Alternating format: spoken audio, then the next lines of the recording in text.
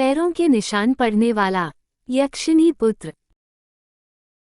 किसी वन में एक यक्षिणी रहती थी। उसे कुछ अलौकिक शक्तियां प्राप्त थी जो उस वन की परिधि तक ही सीमित थी। वह वन से गुजरते राहगीरों को लूटती और उन्हें मारकर खा जाती थी।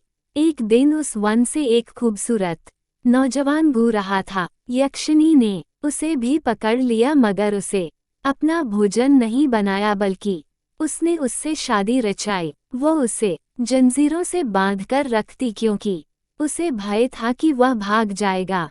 कुछ दिनों के बाद यक्षिणी ने एक पुत्र को जन्म दिया। जब वह पुत्र कुछ बड़ा हुआ तो उसने उसे पैरों के निशान पढ़ने की विद्या सिखाई। वे निशान 12 वर्ष तक पढ़े जा सकते थे। बालक कुछ और बड़ा हुआ। उसने अपने पिता को यक्षिणी के कैद में देखा। वह एक दिन माता की अनुपस्थिति में अपने पिता का मुक्त करा उस जंगल के बाहर भगा लाया। चूंकि यक्षिणी की शक्ति वन के बाहर नगण्य हो जाती थी, अतः वह उन्हें फिर कभी पकड़ नहीं पाए। पिता और पुत्र ने वाराणसी में शरण ली। एक दिन वाराणसी के सरकारी खजाने में चोरी हुई।